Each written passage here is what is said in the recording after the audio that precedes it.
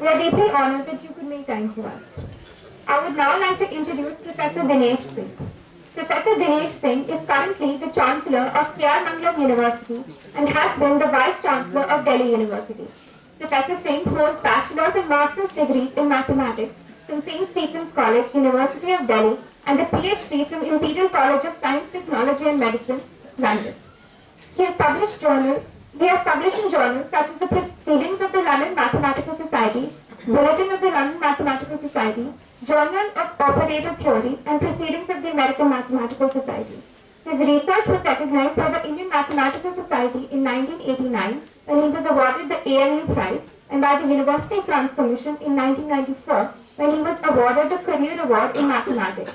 In 2014, he was awarded the Padma Shri in recognition of his enormous contributions at the highest levels of policy making in the realm of science and education. He is also an avowed admirer of Mahatma Gandhi and a passionate student of philosophy and history. Now I invite Professor Dinesh Singh to deliver the presidential address. Thank you.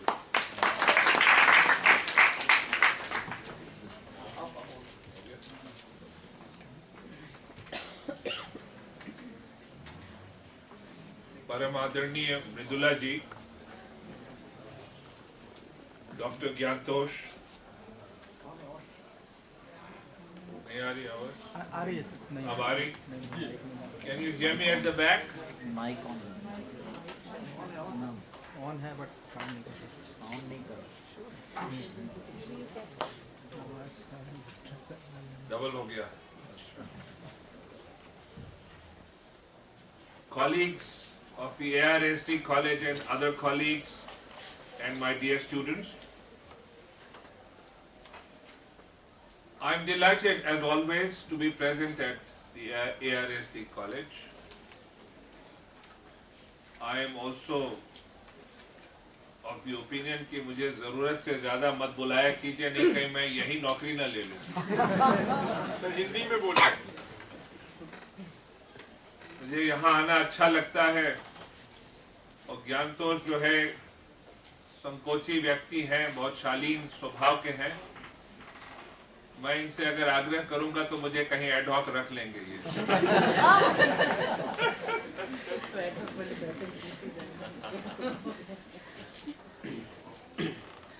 तो ऐसी मुझे इस तरह का प्रलोभन मत दीजिए, आप जो है बार बार न बुलाया कीजिए। पर अच्छा लगता है, मैं यहाँ से लौटता हूँ तो मन प्रफुल्लित ही होता है। मृदुला जी का जो उद्बोधन था, मैं तो उनको कई बार सुन चुका हूँ और मैं उसके बारे में कोई टिप्पणी करूँ वह स्तर मेरा है नहीं, कई कारणों से। उन्होंने जो बातें कही, अद्भुत बातें हैं, उन्होंने अपने ही अनोखे ढंग से रखी। और मेरा आग्रह है कि जो यहाँ युवा पीढ़ी उपस्थित है, उन बातों को गंभीरता से ले, थोड़ा ग्रहण करने के लिए प्रयास करें।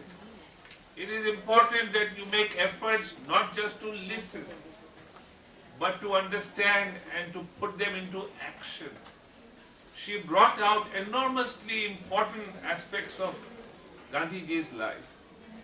जितने भी निर्णायक, रचनात्मक, जितने भी घटनाएं थी गांधी जी के जीवन की, उनके जीवन के दौर की, उन्होंने लगभग सबके बारे में कुछ न कुछ उल्लेख किया। और मैं कोई विशेषज्ञ हूं नहीं, जैसा कि मेरे बारे में जब परिचय दिया, पता नहीं कहां से ये ढूंढ लाते, मैं भूल गया था मेरे कहां पेपर छपे हैं, लेकिन उनको मालूम है। तो आप देख रहे हैं कि मैं तो गणितज्ञ हूं। यहाँ मैंने शीर्षक देखा, ज्ञानतोष ने मुझे इससे अवगत कराया था, लेकिन फिर दोबारा शीर्षक देख लिया मैंने, तो था Mohandas Karamchand Gandhi society, politics and philosophy. और मैं तीनों में से किसी भी दृष्टिकोण से विशेषज्ञ नहीं हूं। हाँ, इतना कह सकता हूं कि जहां तक दर्शन का मामला है, विवाहित पुरुष के लिए विवाह पश्चात विकल्प नहीं होता, उसे दर्शन की ओर जाना पड़ता है। देखो कितने विवाहित सब पुरुष खुश हो रहे हैं, क्योंकि उसी से उनको भी समझ बढ़ती है और फिर विवाहित जीवन में लाभ होता है। ये आवश्यक है, ये हानिकारक नहीं है। तो उस हद तक मैं भी दर्शन से जुड़ा हुआ हूं, लेकिन उसके आगे नहीं। और यहां जो युवा पीढ़ी बैठी है, मैं ये मानता हूं, कई बार इस बात को कहा है, जब मैं उनको गणित के दृष्टिकोण से देखता हूं तो मैं मानता हूं कि हर एक के हृदय में एक रामानुजन छुपा हुआ है, उसको निखार के बाहर लाना है। और आज जैसे अवसर में मैं मानता हूं कि उनके अंदर एक महात्मा गांधी भी छुपा हुआ है। जैसा मृदुला जी ने कहा कि गांधी जी के पास एक अद्भुत शक्ति थी कि वो मिट्टी को सोना बना देते थे। आपने अगर फिजिक्स थोड़ा बहुत भी देखा होगा तो जब मैग्नेट लेते हैं, चुंबक जिसको कहते हैं, और लोहा उसके पास ले आइए तो लोहा भी मैग्नेटिक हो जाता है। गांधी जी में वो गुण था। मैं आज एक गुण के बारे में इतना नहीं बताना चाहता जितना बताना चाहता हूं कि क्यों था वह गुण, क्या बात थी, ऐसा क्या था गांधी में जो औरों में नहीं था। अगर आप थोड़ा बहुत भी इतिहास के पन्ने पलटें भारत के संदर्भ में और प्राचीन काल में जाएं तो भगवान बुद्ध में भी यही गुण था। अंगुलीमाला की कहानी कौन नहीं जानता है कि वह चला था उनकी हत्या करने, जब उनके सामने आकर जो है खड़ा हुआ तो उसका हृदय परिवर्तन हो गया, कायाकल्प हो गया, उनकी शरण में चला गया। तो कुछ हद तक गांधी भी इसी प्रकार से थे। तो ऐसी क्या बात थी, और उस पे जब ध्यान देंगे तो आपको आज के संदर्भ में आपके लिए क्या विकल्प है वो समझ में आने लगेगा।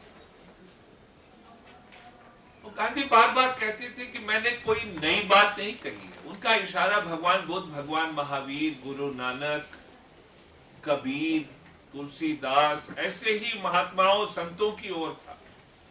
लगभग सब वही एक बात को दोहराते थे, सब वही बात कहते थे। गांधी ने भी उसको दोहराया। उन्होंने कहा कि सत्य और अहिंसा तो हिमालय जितने ही प्राचीन है, मैंने कोई नई बात नहीं कही, कोई सच है।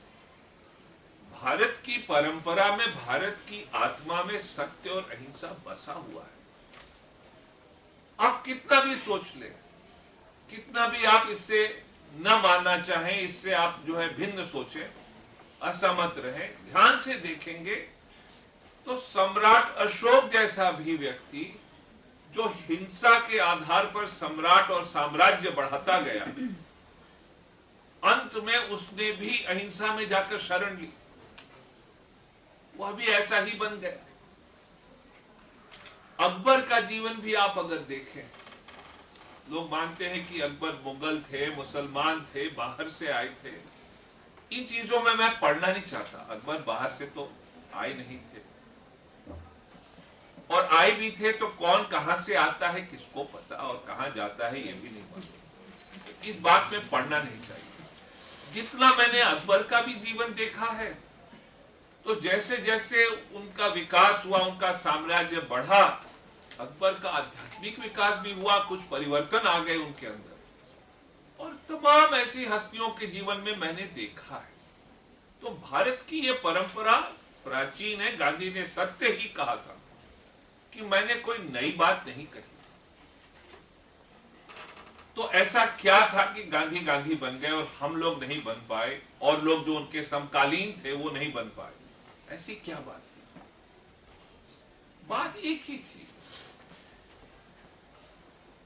कि जैसा सोचते थे वही कहते थे और उसी को कार्यान्वित करते थे, बस यही था और कुछ नहीं था।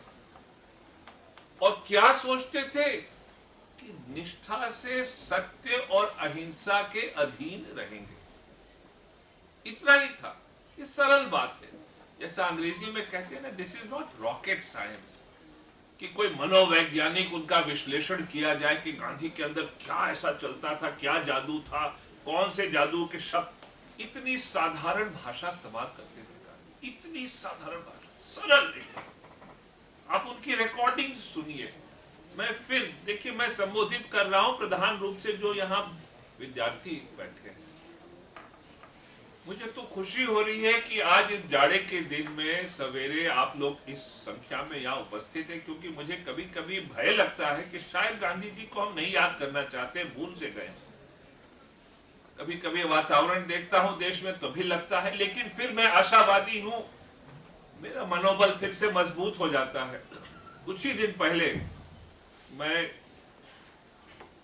वर्धा गया था।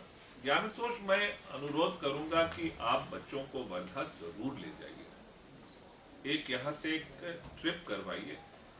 और मैं कुछ अपनी बखान अपना नहीं कर रहा हूं, लेकिन अगर आपको याद होगा तो मैंने पहली यात्रा जो रेल की थी उसको वर्धा भी भेजा था। 1000 लड़कियां गई थी, मैंने जानबूझ के भेजा था। उस यात्रा का नाम मैंने, हालांकि वो ज्ञानोदय एक्सप्रेस कहलाता था, मन में मैंने उसको गांधी खोज की यात्रा ही कहा। और जो लड़कियों को भेजा, उस समय मैंने सिर्फ लड़कियों को भेजा था, लड़कों को नहीं। भाई लड़के वर्ग यहाँ पर बुरा न मानना। लड़कियां, देखिए महिला वर्ग जो है उसको ईश्वर की देन ऐसी है जो हम लोगों को नहीं उपलब्ध होती है। मैं मानता हूं, ये सच बात है। गांधी के जीवन से भी ये सिद्ध होता है। आप कहीं भी देख लीजिए, वो हमेशा मैंने देखा है। गांधी भी कहते थे कि मैंने अहिंसा के सबक तो बा से सीखे। He said I learned the lessons of non-violence from बा। और ऐसा नहीं था कि बा मतलब वो तो अपढ़ थी, लेकिन बा का चरित्र, उनका आचरण, उनका जो जीवन था, उससे गांधी ने ग्रहण किया। तो मैं जानता था कि ये लड़कियां जाएंगी तो बहुत ही विशेष रूप से भला होगा। और आप यकीन कीजिए, जब वो लौटी तो मैंने देखा कि उनका हृदय परिवर्तन हो चुका था, कायाकल्प जैसे मानता हूं मैं हो चुका था। तमाम लड़कियों ने मुझे पत्र लिखे, तमाम लड़कियों ने दर्ज किया अपने अनुभव, और मुझे, मेरी आस्था गांधी में फिर से उत्पन्न हो गई कि गांधी बरकरार रहेंगे। तो मैं जब अभी वर्धा गया था तो उसमें मुझे वहां पर संबोधित करना था, कोई आश्रम में गांधी जी के। मैं थोड़ा समय से पहले पहुंच गया। मैंने देखा कि करीब 8-10 युवक, उनमें लड़कियां नहीं थी बाय द वे। तो आप boys also should take heart now कि आप लोगों में भी भलाई है, हम लोगों में भी थोड़ी भलाई है। वो वहां टहल रहे थे आश्रम में। मैंने पूछा कि क्या आज पहली बार आए हो? तो बोले नहीं, हम आते रहते हैं। तो मैंने पूछा मृदुला जी कि क्यों आते हो? तो उन्होंने कोई ऊंची सिद्धांतों की बात नहीं की, अच्छा लगता है इसलिए आते हैं। यहाँ आते हैं तो अच्छा लगता है। क्यों अच्छा लगता है? मैंने नहीं पूछा, लेकिन मैं अपने से पूछ रहा हूं कि क्या बात है, क्या अच्छा लगता है? अच्छा लगता है सत्य के अधीन होना। यह एक प्रकार से यज्ञ में आहुति देना है, सत्य के अधीन होना। और यह यज्ञ वह यज्ञ नहीं है जिसको हम सिर्फ एक नीच रूप से, सिर्फ एक धर्म से जोड़ लें। ये एक महायज्ञ है। सत्य के अधीन होना तो महायज्ञ है। इसको अंग्रेजी में अगर मैं कहूं तो सैक्रिफाइस। तो मृदुला जी ने कहा ना, क्रूसिफिक्शन। आपको सहना पड़ेगा। आत्मशुद्धि उसी से होती है जब हम सहते हैं। और सत्य के अधीन रहोगे तो सहना पड़ेगा, क्योंकि वो परीक्षा लेता है कि हो के नहीं अधीन। कितनी बार उसने गांधी जी की परीक्षा ली और हर बार वो उत्तीर्ण होते थे। हर चीज जुड़ी है। अगर सत्य के अधीन हो जाओगे तो तुम्हारा मार्ग हर चीज से तुमको पार ले जाएगा। पता नहीं कितने लोगों को यह बात मालूम है, मृदुला जी ने बड़ी गहरी बात कही कि अपने को इस प्रकार से मजबूत बनाना, सहन शक्ति बनाना, इस क्रूसिफिक्शन से, इसको कहते हैं ऑर्डील बाय फायर, अग्नि परीक्षा। ये गांधी ने की थी, जीवन पर्यंत किया था। मैं नहीं जानता आप लोगों में से कितनों को मालूम है कि जीवन पर्यंत गांधी जी अत्यंत पीड़ित रहते थे। पेट से दाहिने तरफ रात को सोते समय अत्यंत पीड़ा होती थी। इतनी ज्यादा, और ये बात किसी को कही नहीं गई थी, इतनी ज्यादा होती थी कि कांपने लगते थे। डॉक्टरों ने तमाम जांच की, वैद्यों ने की, कोई उसका कारण नहीं बता सका। मेरी अपनी अवधारणा है कि जिसने सारे देश का बोझा उठा रखा होगा, कहीं ना कहीं तो वो बैठेगा, कहीं ना कहीं वो आपके ऊपर जो है हावी हो जाएगा। वो गांधी सारे देश की पीड़ा लिए बैठे, और इसका भी आपको कारण क्या है? इसलिए नहीं कि वो चाहते थे कि मैं कुछ बन जाऊं, देश की पीड़ा देश को ऊपर उठाओ, नहीं। ही identified himself with the poorest of the poor. उन्होंने जो मंत्र दिया था, एनसीईआरटी की किताबों में वो मंत्र पहले तो आता था, मैं नहीं जानता आजकल आता है कि नहीं, मुझे नहीं मालूम, लेकिन इतना अच्छा मंत्र है कि जब भी मन में कोई दुविधा हो, मन तुम्हारा पशुपेश में हो, तो एक ही मंत्र है, उसको अपना लो, रास्ता साफ हो जाएगा। कि इस कार्य से जो मैंने गरीब से गरीब प्राणी को देखा है, व्यक्ति को देखा है, उसका भला होगा कि नहीं, उसके जीवन में कोई अंतर आएगा कि नहीं। तुम्हारे सारे पशुपेश, सारे जो अंदर के संदेह सब गायब हो जाएंगे। वो इसलिए कि वो उनको अपना मानते थे, वो उनको अपना मानते थे। उस गरीब को उन्होंने अपना लिया था, अपने को गरीब बना दिया। सत्य के अधीन रहोगे तो तुम उससे कैसे भागोगे? तब तो झूठ हो जाएगा। भारत की वास्तविकता क्या थी, आज भी क्या है, लेकिन उस समय की परिकल्पना करो। जब चंपारण गए गांधी जी, पहला उनका जो आंदोलन था चंपारण में हुआ। चंपारण से मैं भी एक प्रकार से जुड़ा हूं, ज्ञानतोष भी वहां से है। मेरा रिश्ता इस प्रकार से है कि मेरे पत्नी का मायका वहां पर है। गांधी जी वहां गए थे तो मेरे पत्नी के बाबा के घर ही ठहरे थे, और वहीं से उन्होंने आंदोलन कई बार कायम किया। कुछ तस्वीरें भी हैं, तो मैं भी चला गया था चंपारण यही सब देखने के लिए। गांधी जी ने उसका वर्णन किया है कि एक ही मैली धोती, एक महिला सामने आगे धोती मैली थी। गांधी ने कहा कि तुम इसको जो है साफ क्यों नहीं करती हो? तो उसने कहा कि साफ कैसे करूं, इसको धो दूंगी तो पहनूंगी क्या? ये दशा थी भारत की। इसीलिए उन्होंने भी सारे वस्त्र त्याग दिए, नंगे बदन रहते थे, और जो पहनते थे अपने हाथ से बनाकर पहनते थे। उस पर भी मैं चाहता हूं कि आप थोड़ा गौर करें। लेकिन जब वस्त्र त्याग दिए तो चार्ल्स एंड्रूज ने पूछा कि ऐसा क्यों मोहन? कहे कि मैं कैसे पहन सकता हूं जब मेरा भाई नहीं पहन पाता है, तो मैं मेरे पास कौन सा मॉरल अधिकार है, राइट है कि मैं वस्त्र पहनूं? एक गांव में चले गए थे एक बार, महात्मा बन चुके थे, उसी तरह वस्त्रहीन। तो एक छोटा बच्चा आया उनके सामने, बालक कहता है कि बापू तुम कुर्ता क्यों नहीं पहनते? तो उन्होंने कहा बेटा मेरे पास है नहीं बना, पैसे नहीं बना सकता। तो बोला कि बापू मेरी माँ बड़ा अच्छा सिलती है, मैं सिलवा देता हूँ तुम्हारे लिए। तो उन्होंने कहा कि बेटा बहुत अच्छा रहेगा, मेरे भाई बहन है उनके पास भी वस्त्र नहीं है, तो अगर माँ उनके लिए भी बना दे तो मैं पहन ले लूंगा। उसने बोला ठीक है बापू बता दो कितने हैं। तो भारत की जो जनसंख्या थी उन्होंने बता दी। और ये कोई वोट लेने के लिए नहीं कर रहे थे। मैं तो जानना चाहता हूं कि वो बालक कहां गया जिसको बापू ने ये सबक दिया, उसके ऊपर क्या प्रभाव पड़ा होगा जीवन में, आगे चल के वो उसका जीवन आधार बन गया।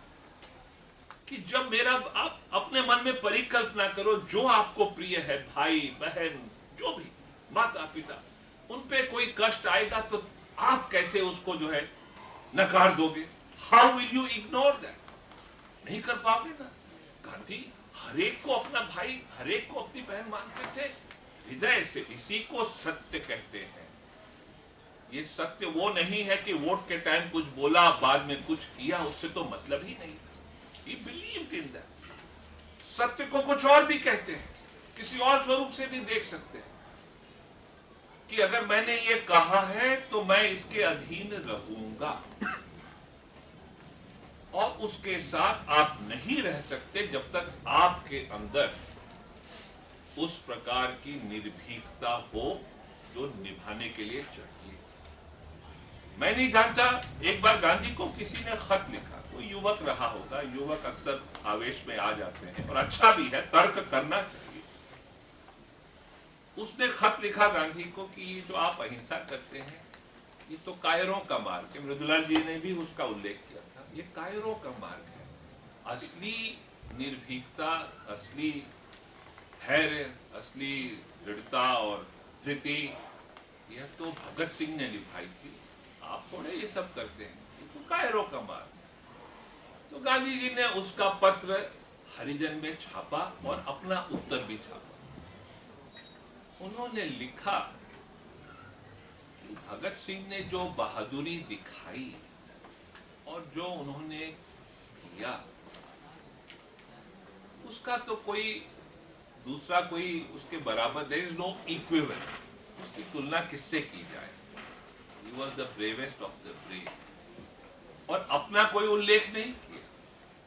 और उन्होंने कहा इसका यह अर्थ नहीं है, इसका यह तात्पर्य नहीं है कि दूसरे प्रकार के जो मार्ग होते हैं उनमें कम बहादुरी चाहिए।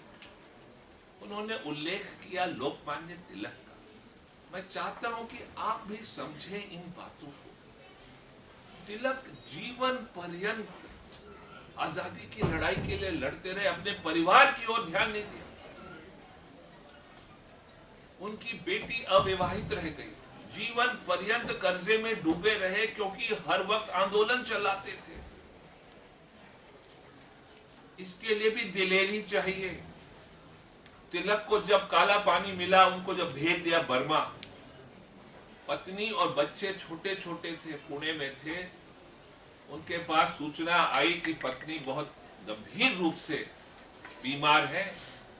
तो उन्होंने ये नहीं लिखा कि मुझे माफ करो और छोड़ दो, मैं जाना चाहता हूं। उन्होंने लिखा कि पत्नी को अगर आप आखिरी दिनों में मेरे पास जेल में रहने दें तो मैं उसके अंत के दिनों में उसकी सेवा थोड़ी कर लूंगा। अंग्रेजों ने मना कर दिया तो चुप हो गए, कुछ नहीं किया। एक दिन पत्र आया, ये हिस्ट्री है, और गांधी ने उस पत्र में उस युवक को जो जवाब दिया दर्ज भी किया। तो जब आया पत्र, क्या खेद है मुझे बताने में कि आपकी एक मित्र ने लिखा था आपकी धर्मपत्नी का निधन हो गया है, और फिर कुछ वर्णन किया। तिलक ने तुरंत जवाब दिया। उत्तर क्या था? पहली पंक्ति, मैंने पढ़ा है वो पत्र। पहली पंक्ति कि आपकी इस सूचना से मैं हिल गया। दूसरी पंक्ति, मेरे बच्चों का ख्याल कीजिएगा। तीसरी पंक्ति, आंदोलन इस प्रकार से चलते रहना चाहिए, और उसकी सूची बनाकर भेज रहे हैं। अगर यह दिलेरी नहीं है तो क्या है? जीवन भर इसके तो तुलना नहीं करनी चाहिए। भगत सिंह भी महान थे, तिलक भी महान थे, ये सब भारत माँ के सुपूत है। और भारत माँ के सुपूत का मतलब ये नहीं है कि मेल, भारत माँ के बच्चे।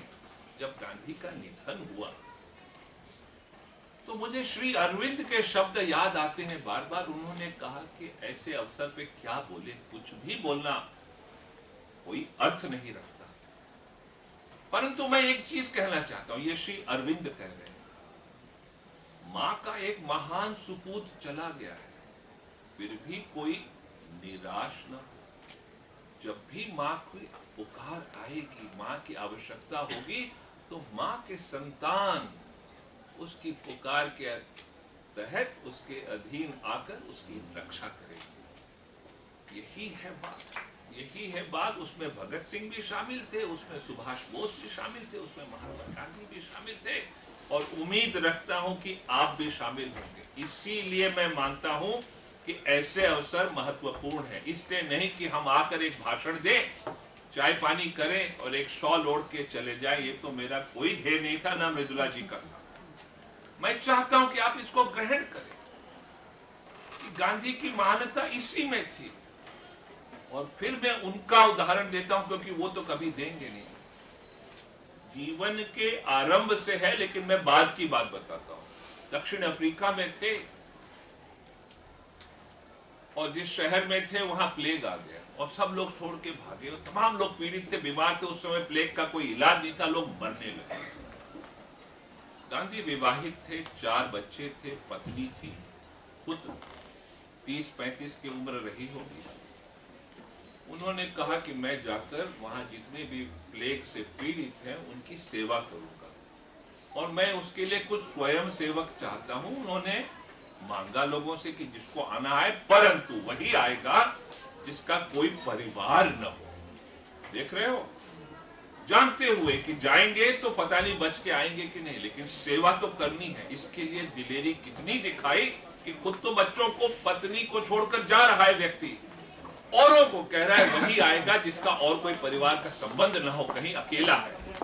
तो आए कुछ लोग, थे ऐसे लोग, भले लोग थे, आए। उसमें एक अंग्रेज नर्स भी आई। हर जगह आपको भले लोग मिलेंगे, इसीलिए किसी से घृणा नहीं करनी चाहिए, हर किसी के अंदर भलाई होती है। और जब वो गए, गांधी जी ने एक ऐसा समूह उठाया प्लेग से पीड़ित लोगों का, जिनको डॉक्टरों ने कहा था कि अब बचेंगे नहीं। एक घर जो कि खराब हो चुका था, प्लेग से लोग छोड़ के भाग गए, तो उसमें घुसे, उसको साफ किया। उसको साफ करने के बाद उसी में सारे पेशेंट्स को रखा और अपने साथ जो साथियों को ले आए थे उनके साथ उनकी सेवा करने लगे और अपना नेचर क्योर का उपचार किया। जिनको डॉक्टरों ने कहा था कोई नहीं बचेगा, उसमें से आधे से ज्यादा मरीजों को बचा लिया।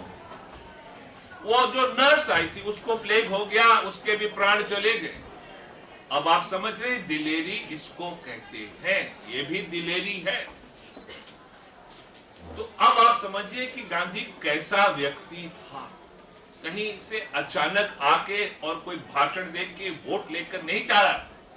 जीवन पर्यंत उसका मार्ग इसी आग के मार्ग से था और उसने वो दिलेरी जीवन भर दिखाई, हमेशा दिखाई। एक और चीज मैं आखिरी बात कहना चाहता हूं आज के संबंध में। 1937 का था दौर जो इलेक्शंस हुए थे।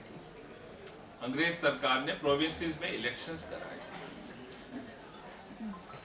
उस समय मुस्लिम लीग भी इलेक्शन में शामिल हुई, उसके भी तमाम प्रत्याशी थे, इलेक्शन में लड़ रहे थे।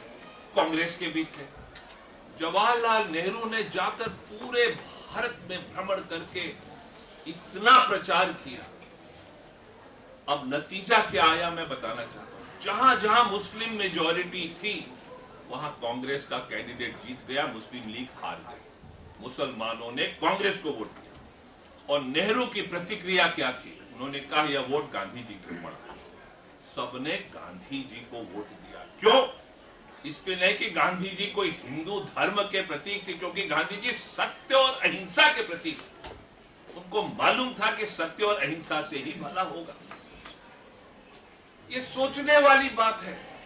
आज अगर हमको लगता है कि समाज बट रहा है तो शायद कारण यही है कि गांधी जैसी कोई हस्ती नहीं है जो फिर से सत्य और अहिंसा को केंद्रित कर दे सबके मस्तिष्क में कि यही मार्ग है, सत्य और अहिंसा। पर मैं जानता हूं, मैं मानता हूं, मैं भारतवासी हूं, इसीलिए मैं आशावादी हूं। भारत की परंपरा रही है कि किसी न किसी रूप में गांधी आता है, किसी न किसी रूप में सत्य और अहिंसा हमेशा प्रबल रहता है, भारत की परंपरा। इसीलिए भगवान बुद्ध थे, इसीलिए भगवान महावीर थे, इसीलिए गुरु नानक थे, कबीर थे, सब थे। तो इस युग में भी किसी न किसी रूप में सत्य और अहिंसा आएगा, बैठेगा, मार्गदर्शक बनेगा और भारत फिर से चल पड़ेगा अपने इस महायज्ञ की यात्रा में, जिसमें सारे धर्म बराबर हैं। आखिरी गांधी का सबक कि मैं अच्छा हिंदू हूं, इसीलिए अच्छा मुसलमान हूं, इसीलिए अच्छा ईसाई हूं, इसीलिए अच्छा सिख हूं। यही एक है धर्म की परिभाषा।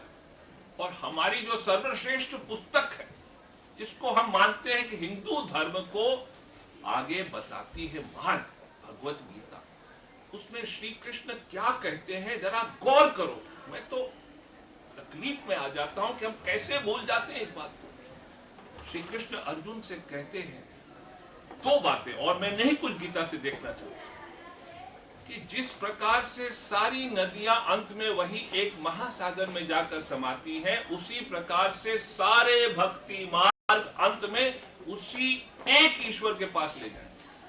All forms of worship will take you to the same God. He doesn't say मेरे पास आएंगे, same God. दूसरी बात श्री कृष्ण कहते हैं भगवत गीता में कि मेरे लिए वह प्रिय है, मेरा अनुयायी वही मानता हूं मैं जो ज्ञानी ब्राह्मण गाय, हाथी, कुत्ते को खाने वाले में अंतर न करे, भेदभाव न करे। ध्यान से सोचिए श्री कृष्ण क्या कह रहे हैं, क्या भगवत गीता कहती है, क्या हिंदू धर्म कहता है, क्या गांधी कहते थे। इसीलिए वह डंके की चोट पे कहता था कि मैं अच्छा हिंदू हूं, इसीलिए अच्छा मुसलमान हूं, अच्छा ईसाई हूं, अच्छा सिख। कोई बुराई करता है, बुरा है तो उससे बुरा होने दो, मुझे अधिकार नहीं मिलता कि मैं बुरा बनूं। यह याद रखना हमेशा से, यही गांधी का सबक है। इसी को अपनाओ, इसी को समझो सत्य है, इसी से तुम्हें ईश्वर मिलेगा जिसमें तुम्हारी आस्था हो। गांधी कहते थे कि नास्तिक के लिए उसकी नास्तिकता ही उसका धर्म है, वही उसको अपने ईश्वर की तरफ ले जाएगा। आस्था किसी चीज में रखो और इसके साथ निष्ठा से जुड़ जाओ, भला होगा। तुम्हारा समय आ गया है, हम लोगों का समय जा रहा है। हम भले ना निभा पाए हो, तुम जरूर निभाओ, यही गांधी कहता है। Thank you.